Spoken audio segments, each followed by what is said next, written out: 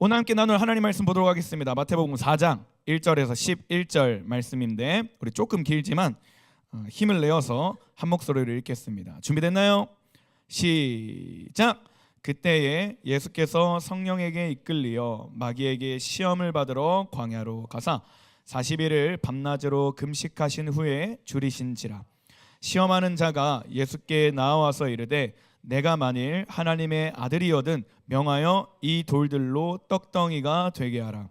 예수께서 대답하여 이르시되 기록되었으되 사람이 떡으로만 살 것이 아니요 하나님의 입으로부터 나오는 모든 말씀으로 살 것이라 하였느니라 하시니, 이에 마귀가 예수를 거룩한 성으로 데려다가 성전 꼭대기에 세우고 이르되 내가 만일 하나님의 아들이거든 뛰어내리라. 기록되었을 때 그가 너를 위하여 그의 사자들을 명하시리니 그들이 손으로 너를 받들어 발이 돌에 부딪히지 않게 하리로다 하였느니라.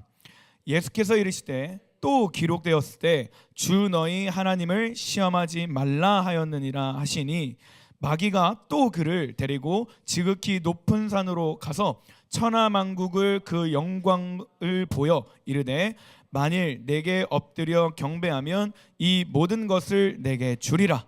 이에 예수께서 말씀하시되 사탄아 물러가라. 기록되었을 때 주 너희 하나님께 경배하고 다만 그를 섬기라 하였느니라. 이에 마귀는 예수를 떠나고 천사들이 나와서 수종되니라. 아멘. 벌써 6월 마지막 주입니다. 우리 5월간의 일시멈춤을 끝나고 다시 새로운 마음으로 리스타트 했는데 한 달이라는 시간이 벌써 훌쩍 지났어요. 제가 이 5월 한 달 동안 청소년부의 이 다음 시즌을 위해서 기도하다가 하나님 어떤 마음으로 또 어떤 본문으로 아이들에게 말씀을 나눌까요? 이렇게 기도하다가 하나님이 주셨던 하이라이트 하셨던 성경이 마태복음이었어요. 그래서 한 달 동안 왜 마태복음이지 묻고 기도하고 준비하면서 하나님께서 저에게 주셨던 확신이 있었습니다. 뭐냐면 말씀이 실제가 되게 하신다라는 거예요. 할렐루야. 이 네 개 있잖아요. 공관복음서, 마태복음, 마가복음, 누가복음, 요한복음. 이 네 개 중에 마태복음이 갖고 있는 특징이 뭐냐면 구약에 있었던 하나님의 말씀이 어떻게 성취되었는가, 하나님이 하셨던 약속의 말씀이 그 기록된 말씀이 어떻게 실제가 되었는가를 증언하는 게 마태복음이에요. 그래서 우리가 마태복음을 보면요, 시작할 때부터 족보로 시작합니다. 그죠? 그리고 28장 끝날 때까지 수도 없이 많은 구약의 메시지와 신명기, 민수기, 레위기 여러 가지 구약의 약속들을 가지고 이게 실제로 이루어졌다는 걸 확증하는 게 마태복음이에요. 무슨 말이냐? 우리가 마태복음을 계속 선포하고 하나님의 말씀을 나눌 때 우리 삶에 그 말씀이 실제가 된다는 거예요. 할렐루야. 우리가 말씀 붙들고 말씀 뛰어들고 말씀 의지하여 말씀을 선포하기 시작할 때 그 말씀이 실제가 되는 줄 믿습니다. 아멘. 한 달을 빠르게 좀 돌아봤으면 좋겠어요. 6월 첫째 주 때 우리가 어떤 메시지를 선포했냐면 예수님은 진짜다라고 선포했어요. 우리가 첫 주 6월 첫 주를 시작하면서 우리가 믿는 예수님은 누군가가 만들어낸 허구, 허상, 가짜가 아니라 역사적으로 증명되어 있고 그동안 수천 년의 시간에 걸쳐서 사람들이 증언하고 목숨을 바쳐 지켜온, 가면 갈수록 생명력이 넘쳐나는 신빙성이 있는, 신뢰도가 있는 살아있는 말씀이다라고 증명했습니다. 그죠? 영상 보면서 기억나요? 그리고 성경이 진짜라면 성경이 하이라이트하고 있는 예수님이 진짜다 가짜다? 진짜다. 진짜다 가짜다? 진짜다. 그리고 그 성경은 예수님을 두 가지 특징으로 조명하고 있는데 하나는 뭐였어요? 유일한 하나님의 아들이시다. 그 다음에 유일한 구원자이시다. 이거를 나타내고 있었습니다. 그래서 첫째 주 때 선포했던 건 그거예요. 우리가 교회 다니는 걸 부끄러워하지 말자. 예수님 믿는 걸 당당하게 여기자라고 선포했습니다. 그리고 두 번째, 그 다음 주 둘째 주에 동방박사들의 예배를 보면서 우리가 어떻게 해야 되는가, 정말 예수 그리스도를 구주로 영접했다면 이제 우리의 예배가 바뀌어야 되는데 세 가지 특징을 얘기했습니다. 첫 번째, 뭐로 반응해요? 믿음으로 반응하는 것. 두 번째, 예배 자리에 뛰어드는 것. 그리고 세 번째, 세상의 것으로 올라가야 한다라고 얘기했어요. 그죠? 하나님을 믿지 않는 이방 사람들조차 그들이 유대인들이 믿었던 하나님의 말씀을 믿고 하늘의 별을 보고 믿음으로 예수님께 나와왔는데 평화의 왕 이스라엘 왕이라고 생각했던 그 왕이 너무나 지극히 평범한 악이었던 거예요. 그럼에도 불구하고 그들은 이 아기 예수가 유대인의 왕이라는 믿음이 있었고 그 앞에 황금과 모략과 유향을 바쳐서 예배했어요. 그죠? 우리가 예수님을 예배할 때 이분이 우리의 유일한 구원자이심을 믿고 예배하는 거. 할렐루야. 이분이 유일한 하나님의 아들이심을 믿고 예배하는 게 우리가 해야 될 믿음으로 예배하는 거고, 두 번째, 그 예배는 단순히 우리가 공간적으로 시간 떨어져서 나 예수님 믿어요 그냥 사는 게 아니라 예수님이 계신 그곳에, 말씀이 있는 그 자리에, 아멘, 기도의 자리가 있는 그 자리에, 할렐루야, 임재가 있는 그 자리에 뛰어들어 예배할 때 예배가 된다라고 얘기했고, 그곳에서 하나님의 마음이 부어졌으면 예배의 현장에서 끝난 게 아니라 교회 문을 나가는 순간 우리의 삶에서 세상의 문화와 흐름에 거슬러 올라가야 한다라고 얘기했습니다. 쉽게 말하면 삶의 예배. 기억나죠? 그리고 세 번째 주 어떤 열매를 맺으라고 했습니까? 회개에 합당한 열매를 맺으라고 했어요. 회개가 뭐라고 했어요? 방향을 전환하는 것. 나에게서 누구에게로? 예수님께로. 다시 한 번 더. 나에게서 예수님께로. 나에게서 예수님께로 전하는 게 뭐라고요? 회개라고 했습니다. 그리고 이 회개는 심는 거예요, 열매예요? 이 회개라는 행위가 열매예요, 심는 거예요? 심는 거라고 얘기했어요. 그럼 우리가 회개라는 것을 자꾸 심다 보면 우리의 삶에 회개한 합당한 열매가 맺게 된다. 그래서 우리가 뭘 심으라고 얘기했어요? 하나님의 말씀을 심고, 그리고 하나님의 마음을 심고, 하나님의 사랑을 심어야 내 말과 내 생각과 내 느낌이 아니라 하나님의 말씀이 내 삶의 열매로 나타난다라는 메시지를 선포했습니다. 그리고 지난주 하나님의 공표에 대해서 선포했어요. 예수님의 세례와 예수님의 침례 사건을 통해 이는 내 사랑하는 아들이요 기뻐하는 아들이라고 말씀하셨던 하나님의 공표, 하나님이 반드시 그 말씀에 책임지시겠다라고 하신 하나님의 공표, 기억하죠? 그리고 이제 우리가 예수님을 믿고 회개하고 합당한 열매를 맺으며 살 때 우리가 예수님 안에 거하고 예수님 우리 안에 거하면 하나님의 공표가 우리의 삶 가운데 임하게 된다. 그래서 하나님의 자녀로 사는 것을 당당하게 여겨라. 하나님 아들로 세상을 살아가는 걸 당당하게 여겨라. 하나님이 반드시 너의 삶을 책임지신다. 하나님이 반드시 너의 삶을 인도하신다. 하나님이 너의 삶을 반드시 보호하신다라고 우리 메시지를 선포했습니다. 우리 입술로 따라하겠습니다. 나는 하나님의 자녀다. 다시 한 번 더. 나는 하나님의 자녀다. 하나님은 말씀을 반드시 이루신다. 하나님은 약속을 반드시 이루신다. 할렐루야. 자, 오늘 본문으로 한번 돌아가 보겠습니다. 오늘 본문 내용도 어렵진 않아요. 스토리상으로 예수님께서 세례를 받으시고 침례 받고 올라오셔서 성령에 이끌려 광야로 가셨어요. 그리고 40일 동안 거기서 금식하시면서 시험을 통과하시는 장면이 오늘의 본문이고, 이 본문 가운데 우리가 주목할 수 있는 건 예수님이 그 시험을 이기셨다라는 거예요. 그러면 오늘 우리가 메시지를 나눌 때 예수님의 승리가 여러분의 승리가 되길 주님의 이름으로 소망합니다. 광야가 뭔지 모르는 친구가 있어서 제가 사진을 하나 준비했어요. 이게 광야입니다. 아무것도 없어요. 우리가 흔히 생각하는 PC방, 찜질방, 코인 노래방, 마라탕 아무것도 없습니다. 물도 없어요. 지금 이곳에서 예수님께서 40일 동안 음식도 물도 먹지 않은 상태에서 돌아다니면서 시험을 받은 거예요. 여러분, 앞선 우리가 4주 동안 메시지를 선포했잖아요.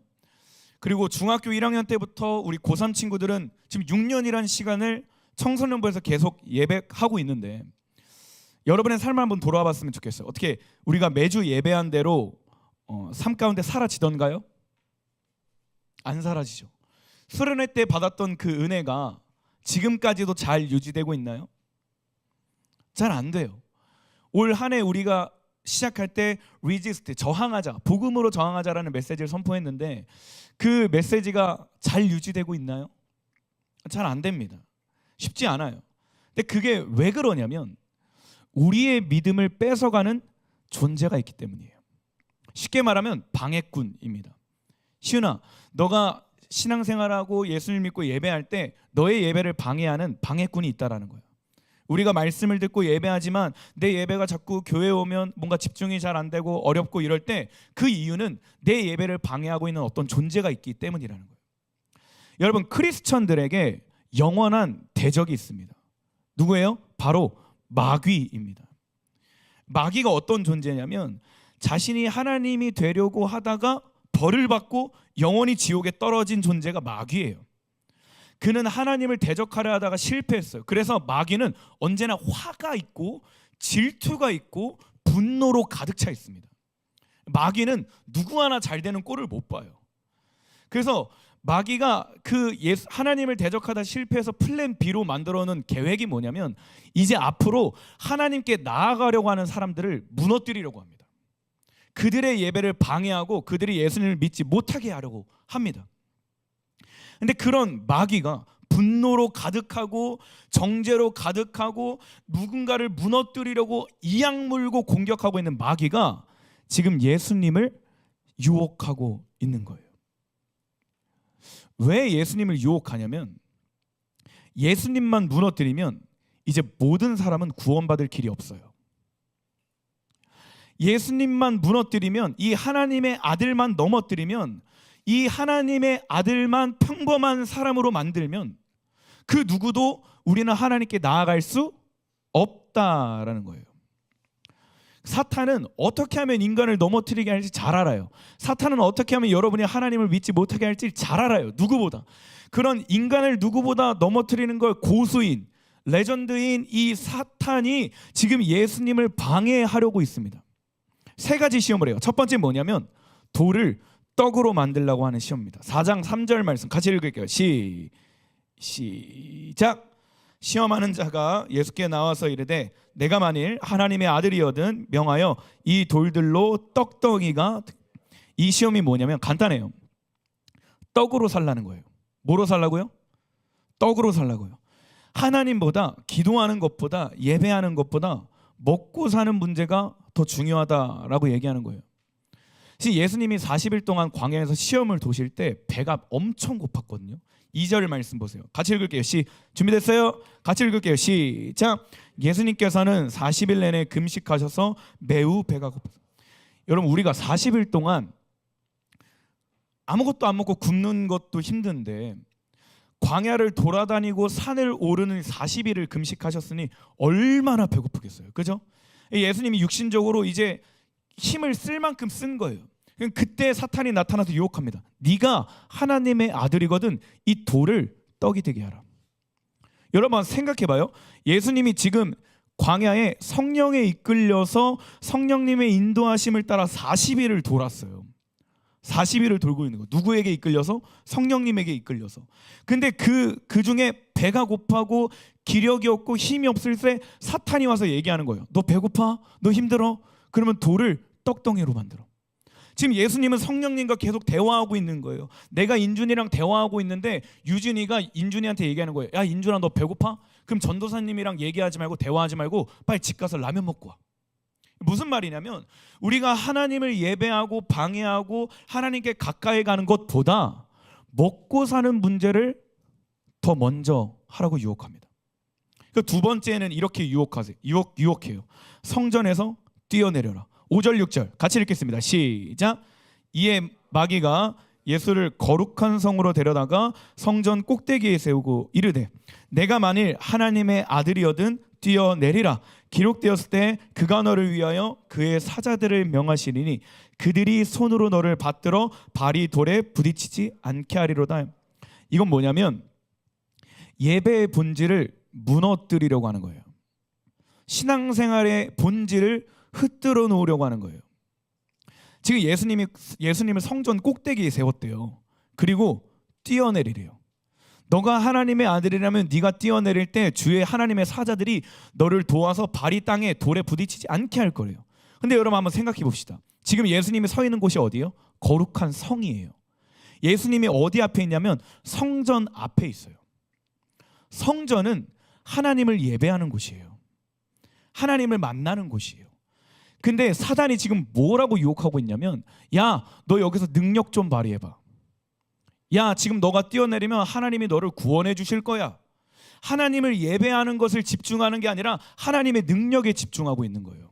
하나님의 얼굴을 집중하게 하는 게 아니라 하나님의 손을 집중하게 있는 겁니다.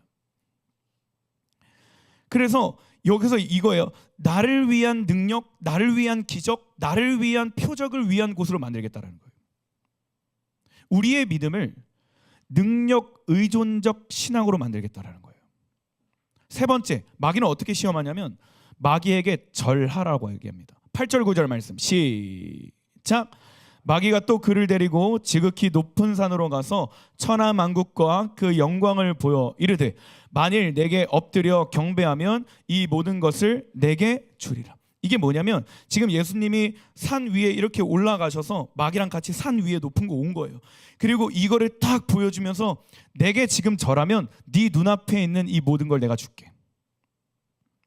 무슨 말이냐면 네가 하나님의 아들인 거 알아. 이들을 구원하러 온 거 알아. 하지만 십자가까지는 질 필요 없어. 나에게 절 한 번만 하면 내가 이거 너한테 다 줄게.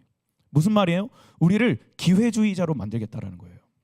물질 만능주의로 만들겠다라는 거예요. 쾌락주의로 만들겠다라는 거예요.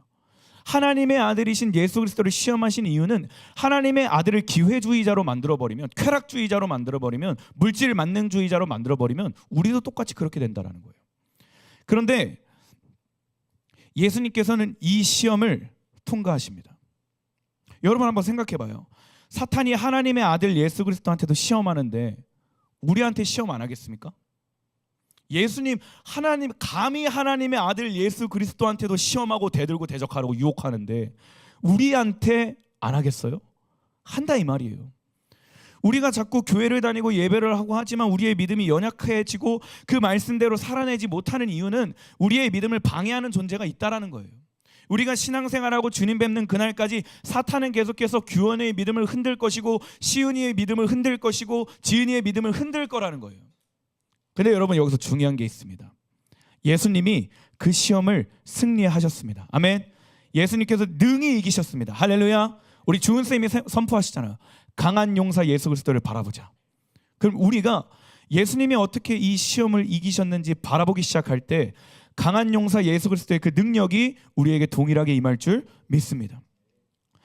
계속해서 사단이 우리의 믿음에 공격하는 게 뭐냐면 먹고 사는 문제가 하나님을 예배하는 것보다 앞장서라고 얘기해요. 야, 너 뭐 교회 간다고 달라지냐? 야, 뭐 예배한다고 뭐 돈 주냐 교회에서? 차라리 그럴 시간에 시험 공부를 더 해. 차라리 그럴 시간에 좋은 대학 가고 그럴 시간에 사람들한테 인정받기 위해서 뭔가 자격증을 따고 먹고 사는 거에 집중해야 돼. 그게 하나님을 영광스럽게 하는 일이야 라고 우리를 유혹한다라는 거예요. 영원한 것이 아닌 당장 눈앞의 것들을 집중하게 한다라는 거예요. 야, 얘들아, 청소년부 얘들아, 나중에 청년 되어서 예배할 수 있잖아. 직장 갖고 번듯한 직장 갖고 가정 안정적으로 꾸리고 나면 그때 신앙생활 해도 되잖아. 어렸을 때 청소년 때는 공부해야지. 너네 편안한 삶을 살아야 편안한 신앙생활을 하지 라고 유혹하고 있는 거예요. 왜요? 우리가 회개하고 성령으로 세례받고 예수 그리스도를 주인 삼으면 이제 내 삶에 본격적으로 하나님의 말씀이 실제가 될 것인데 사탄이 이걸 누구보다 아는 거예요. 우리가 하나님의 말씀을 경험하고 그 말씀이 실제라는 걸 깨닫게 되면 우리가 하나님께 더 가까이 붙고 하나님을 모른 척 할 수가 없으니까 마귀는 자꾸 먹고 사는 문제를 가지고 얘기하는 거예요. 야, 기범아, 너 예고하고 싶다며, 너 음악하고 싶다며. 예배하는 것보다 음악 연습하는 게 더 중요해. 일렉 실력 키우는 게 더 중요해. 기도하는 것보다 말씀 읽는 것보다 학원에서 2-3시간 연습하는 게 더 중요해. 야, 주희야, 너 음악하고 싶다며. 학원에서 아침에 일어나서 예배하는 것보다 하루 종일 노래하는 게 더 중요해. 공부하는 거 중요해. 대학교 가는 것보다, 하나님을 예배하는 것보다 대학교 가는 게 더 중요해. 좋은 대학 가고 좋은 회사 가고 돈 많이 벌고 사람들이 너를 우러러봐야 하나님의 영광을 돌리지. 지금 청소년기 때 예배하고 기도하는 것보다 이게 더 중요해 라고 우리를 유혹한다라는 거예요. 근데 여러분 기억하세요. 하나님의 말씀은 실제입니다. 하나님의 말씀은 반드시 이루어집니다. 그리고 두 번째, 사탄이 우리를 어떻게 유혹하냐면 능력 의존적 신앙이 되게 얘기해요. 그러니까 아까 말했듯이 성전의 본질을 무너뜨린다라고 얘기했잖아요.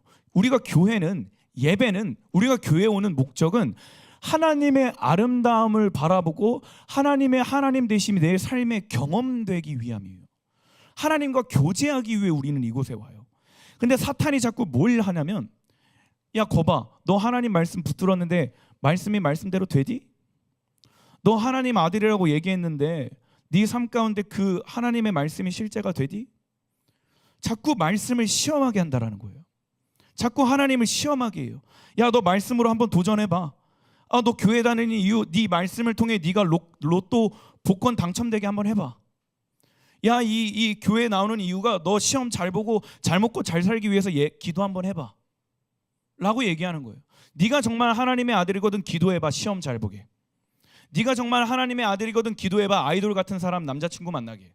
네가 한번 교회에 나와서 하나님이 정말 너의 아버지라면 기도 한번 해봐, 에스파 같은 걸그룹이 너의 여자친구가 되게. 자꾸 우리를 교회에 오는 목적과 예배하는 본질을 무너뜨린다라는 거예요.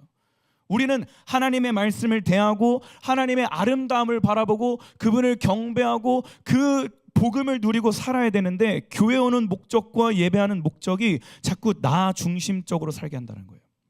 그리고 세 번째, 어떻게 유혹하냐면 안목의 정욕에 따라 살게 합니다. 야 회개하면 용서해 주신대. 그러니까 눈 딱 한 번만 감고 지금 눈앞에 있는 쾌락 한번 따라가 봐. 즐거움 따라가 봐. 나한테 딱 한 번만 절하면 지금 눈앞에 있는 이것들 다 너희에게 줄게. 거짓말, 도둑질, 그 누구나 다 하잖아. 똑같이 죄 짓잖아. 음란, 정죄, 야 한 번 정도는 괜찮아. 내가 뭐 평생 나한테 절하라고 했어? 한 번만 절하면 지금 눈앞에 있는 거 다 줄게. 그러니까 우리의 신앙을 기회주의적, 물질 만능주의적, 쾌락주의적 신앙으로 만든다는 거예요. 여러분 이 세 가지의 시험을 우리가 이기지 못하면요, 이 세 가지의 시험을 뛰어넘지 못하면요, 우리의 믿음은 성장할 수 없습니다. 교회를 아무리 다니고 말씀을 아무리 읽고 아무리 묵상하고 아무리 해도 이 세 가지의 시험을 이기지 못하면, 이 유혹을 우리가 이겨내지 못하면, 이게 죄라는 걸 인지하지 못하면, 인식하지 못하면 우리의 믿음은 쳇바퀴 들듯이 똑같다라는 거예요. 그래서 우리가 오늘 이 시간에 해야 되는 건 뭐냐? 예수님이 어떻게 승리하셨는지를 봐야 돼요. 예수님이 어떻게 승리하셨는가? 첫 번째, 하나님의 말씀을 보면 됩니다. 자, 요한복음 그 전전 한번 보세요. 요한복음 16장 33절에 이렇게 얘기합니다. 이것을 너희에게 이르는 것은 너희로 내 안에 평안을 누리게 하려 함이라. 세상에서는 너희가 환난을 당하라. 담대하라. 왜요? 내가 세상을, 다시 한번 더, 누가? 예수님이 세상을 이겼대요. 고린도전서 15장 말씀 같이 읽겠습니다. 시작.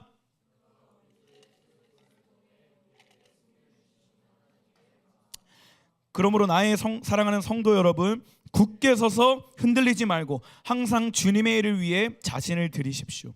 주님을 위해 일한 여러분의 수고는 결코 헛되지 않는 것임을 기억하시기 바랍니다. 요한일서 5장에 이렇게 얘기합니다. 같이 읽을게요. 시작. 무릇 하나님께로부터 난 자마다 세상을 이겼느니라. 세상을 이기는 승리는 이것이니 우리의 믿음이라. 할렐루야. 우리가 예수님 안에 있고 예수님이 내 안에 있으면 승리하게 되는 줄 믿습니다.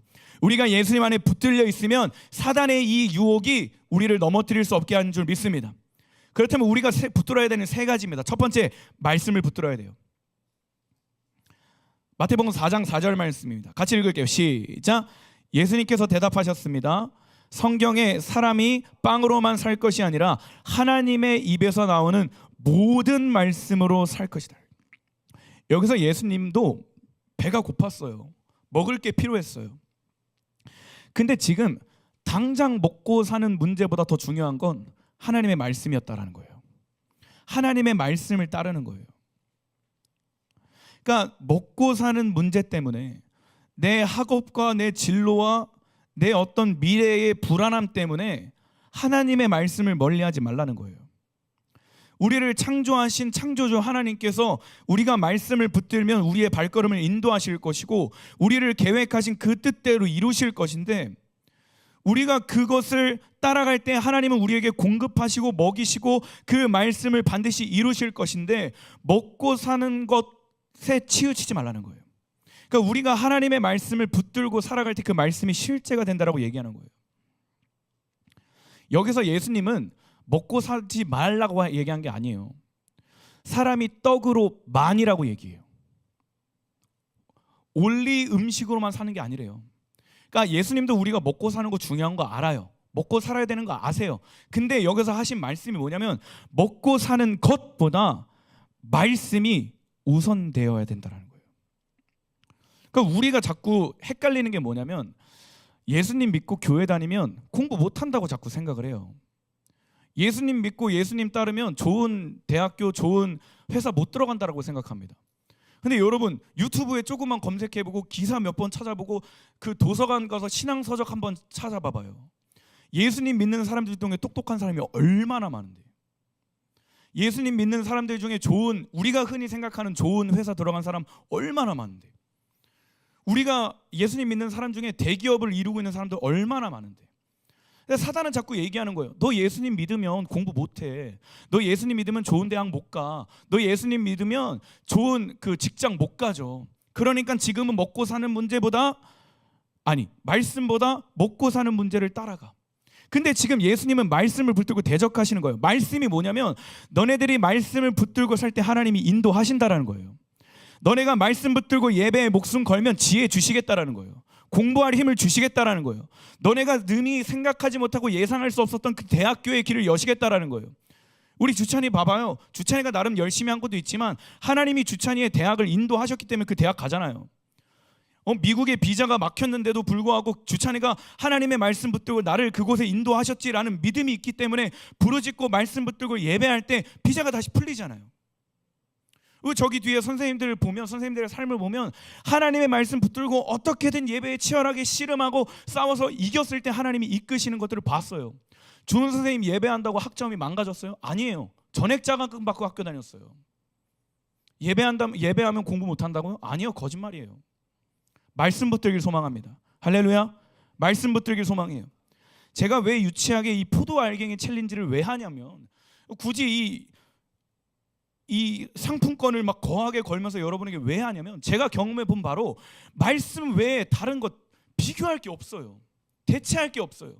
저도 신앙생활하고 고작 예수님 믿고 따른 지 얼마 안 됐지만 말씀이 전부라는 게 내 삶의 간증이기 때문에 내가 너네들이 청소년 나는 성인이 되어서 예수님을 만났지만 너네들이 정말 이때 예수님을 만나서 지금부터 신앙생활하면 내가 경험하는 하나님의 말씀보다 얼마나 더 크고 풍성한 하나님의 말씀을 경험할까.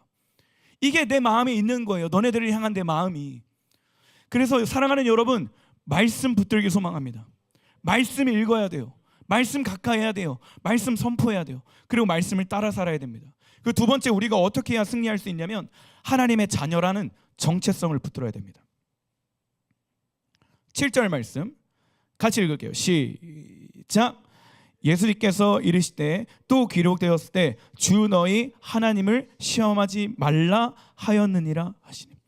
자, 사탄이 지금 예수님께 3번 시험할 때 반복적으로 하는 말이 뭐냐면 네가 하나님의 아들이거든 이렇게 해라 라고 얘기해요.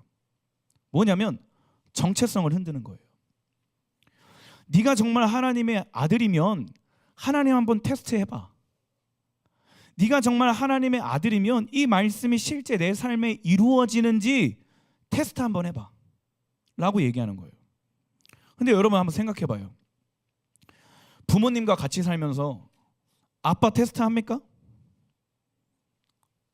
인준아, 아빠가 정말 지금 살고 있는 너의 아버지가 정말 너의 인준이, 저기 이름이 잠깐만 인준이가 아니고 무슨 준인데 유준이 미안하 저 유튜브에 내가 편집해서 올려야겠다. 안 되겠다. 미안해 인준아. 유준아, 너의 아버지가 진짜 너의 아버지인지 테스트하니? 안 하잖아요. 진짜 내가 아빠의 자식인지 아닌지 집에서 뛰어내립니까? 베란다에서 뛰어내려요? 안 뛰어내리잖아요. 엄마가 지금 당장 내 소원 안 들어준다고 우리 엄마가 아니에요? 아니잖아요. 아빠가 내 부탁 안 들어주면 우리 아빠 아닙니까? 아니라는 거예요. 여러분, 가정이 여러분을 위해 존재해요? 나 잘 먹고 잘 살기 위해서 엄마 아빠가 존재합니까? 나라는 사람을 위해서 엄마 아빠는 도구로 여겨도 되는 거예요? 테스트해도 되는 거예요? 아니잖아요.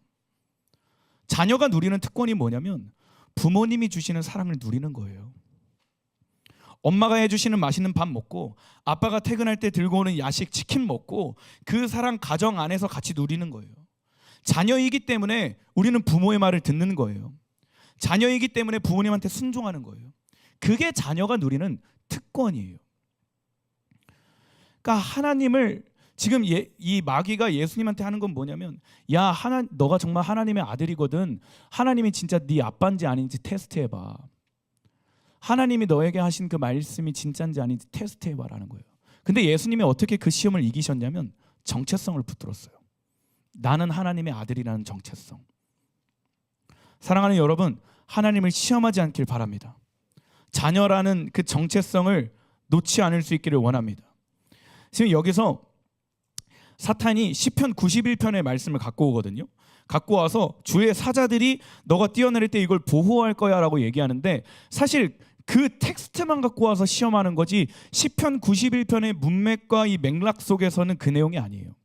이게 무슨 말이냐면, 주의 사자가 보호하고 인도할 건 맞는데 이 시편 91편에 하는 얘기는 너가 살아가는 모든 순간순간을 하나님이 보호하시고 인도하신다라는 말씀이에요. 근데 사탄이 이 말씀을 이용하고 오용해서 예수님을 시험하는 거고, 예수님은 그 말씀을 어떻게 했냐면요, 아니, 내가 믿는 하나님, 내 아버지 창조주 하나님은 그럴 뿐이 아니야. 그리고 내가 붙들고 있는 말씀은 그런 내용이 아니야 라고 말씀으로 대적하시고 자녀된 정체성으로 대적하는 거예요. 그래서 우리가 어떻게 시험을 이길 수 있느냐, 첫 번째 말씀을 붙들어야 되는 거고, 두 번째는 내가 하나님의 자녀라는 정체성을 붙드는 거예요. 그리고 마지막 세 번째, 성령에 이끌려 살아가야 돼요. 마태복음 4장 1절 말씀 같이 읽겠습니다. 시작.